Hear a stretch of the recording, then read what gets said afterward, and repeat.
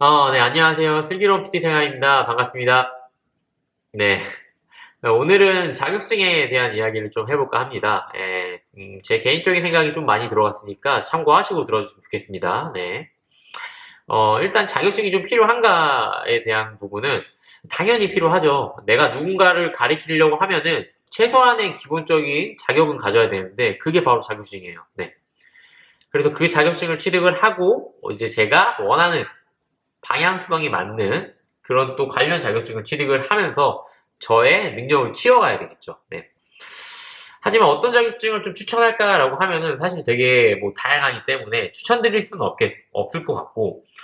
근데 제가 이제 일을 하면서, 자격증이 엄청 많으신 분이 있는데, 이게 과연 도움이 될까? 또는, 나이에 비해서, 내가 계속해서 새로운 걸 배우는, 그런 친구가 있었는데, 이게 과연 도움이 될까라고 하면은, 결국에는 오랜 시간을 거쳐서 그 자격을 취득하고 체득하면은, 내거화 하면은 도움이 되겠죠. 되게 아는 게 많은 트레이너가 되겠죠. 그 시간이 근데 굉장히 오래 걸릴 거예요. 네. 진짜 스스로를, 스페셜리스트, 어느 한 분야의 전문가라고 말할 수 있는 사람들은 관련 학과도 나올 거고, 관련 자격증도 취득을 했을 거고, 매년 그런 관련된 학회 또는 세미나를 가면서 계속해서 공부, 그 다음에 내가 했던 임상을 늘릴 거예요. 근데 대부분의 그런 사람들은 관련 분야에서 최소 5년에서 10년 이상의 시간을 거쳤을 거예요. 그렇기 때문에 만약에 트레이너를 준비하시는 거나 아니면 트레이너 중인데 이제 새로운 자격증을 따야겠다라고 생각하시는 분들은 내가 지금 하고 있는 트레이닝, 그런 관련 자격증에 그 공부의 깊이를 한번 생각해 보세요. 네. 새로운 걸 마냥 따려고 하지 마시고, 내가 이제 이런 방향과 이런 목적성을 가지고 트레이닝을 할 거다라고 하면은 그 관련 자격증, 좀 신뢰가 엄청 높은 그런 자격증을 취득을 하고, 그 다음에 그 관련된 자격에 대한 나의 임상 시간을 길게 만드세요. 네. 새로운 거는 좋을 수 있는데, 내가 스스로 뭔가 내가 하나의 자격증을 취득을 하고 한 분야에서 기준을 세우지 못했는데 계속해서 새로운 걸 배우거나 그냥 양으로만 승부하는 그런 것은 좋지 않다고 생각을 해요. 네. 그리고 일단 우리나라에서는 어떤 자격증이 필요한가라고 하면은 저희는 이제 트레이너이기 때문에 바디빌딩 생활체육 지도자가 필요하겠죠. 일단 그거부터 취득을 하시는 게 먼저라고 생각을 하고요. 네. 그 다음에 내가 생각하고 있는 트레이닝의 방향성을 생각을 하셔서 거기에 맞는 관련 자격증을 취득을 하시는 게 맞다고 생각을 합니다. 그렇게 된 후, 새로운 자격증, 뭐 이런 거 하려고 하지 마시고요.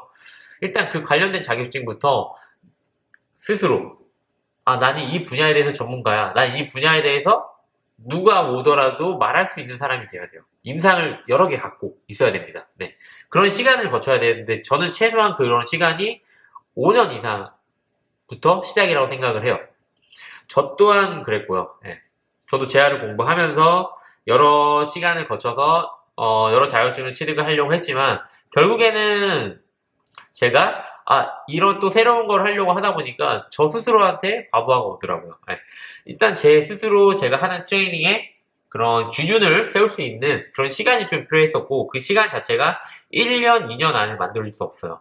간혹 1, 2년 안에 내가 했던 공부에 대해서 이게 답이다라고 말하시는 분들이 있는데, 그런 분들한테는 저는 PT 받는 걸 추천하진 않아요. 예. 그래서 뭔가 너무 확실한 답을 주는 약간 그런 세일즈라고 그런 상담들은 좀 피하시는 게 좋다고 생각을 합니다. 확실한 가이드라인을 갖고 내가 어떤 트레이닝을 했는지 임상을 보여주면서 그 다음에 내가 현실적으로 이렇게 할 수 있다라는 거, 그 다음에 할 수 없는 부분에 대해서 경계를 져주시는 그런 트레이너가 사실 더 믿음감 있다고 생각이 들어요. 네. 좋다고 하는 자격증을 좀 취득하시고 실제 그런 이론을 적용해서 자신만의 프리를 갖게 되는 시간을 가지셔야지 어느 센터를 가던 잘하는 트레이너가 될 거고 어떤 센터를 내가 스스로 열어도 유지할 수 있을 거라 생각이 들어요. 네. 왜냐면은 그 사람은 이미 나만의 트레이닝이 있기 때문에 어떤 고객이 오더라도 내가 그 전에 했던 그런 임상들 보여줄 수 있고 나는 어떤 걸 하는 트레이너다라고 말할 수 있으니까요. 그랬을 때 고객들이 많이 오는 그런 운동 맛집이 된다. 스스로한테 만족하시면 돼요. 나는 그런 사람이다라고. 근데 거기서 회원님들이나 또는 이런 센터를 열 때 이런 사람들이 많이 오지 않는다라고 한다면 그런 트레이닝은 사실 조금 개선이 필요하겠죠. 발전이 좀 더 필요하겠죠. 이 업계는 그런 능력을 갖추기까지 최소 5년부터가 시작인 것 같고요. 사실 다른 전문가들에 비해서는 그렇게 긴 시간이 아니에요. 예, 짧은 시간이에요. 예. 그러고 그 안에서 자신만의 트레이닝 기준을 세운 상태에서 10년 이상 지속하십시오. 예, 그러면은 보는 눈이 생길 거예요. 그 보는 눈이 결국에는 내가 이 회원님의 문제점을 나만의 방식으로 해결할 수 있는 그런 해결책이 되거든요. 그런 것들을 만들 수 있는 트레이너가 되셔야 돼요. 만약에 잘 안 돼서 다른 자격증을 계속해서 취득하고 새로운 것을 계속 배우겠다, 이게 답이다라고 생각하신다면 지금 확실히 말씀드릴게요. 그 시간이 결코 헛되진 않지만 스스로가 잘하는 트레이너라고 말하기까지는 힘들 것 같아요. 네. 그래서 하나라도 잘하는 트레이너가 되시고요. 어떤 트레이너가 되고 싶은지, 어떤 트레이닝을 하고 싶은지 결정하고 공부하고 임상을 쌓으세요. 네. 그리고 다시 말하지만 5년은 지속하세요. 네. 새로운 것은 사실 많지 않거든요. 뭐 운동법이든 아니면 뭔가 테크닉이든 이런 것들. 지금 답이라고 하는 것들도 사실 10년 후에 답이 아닐 수 있어요.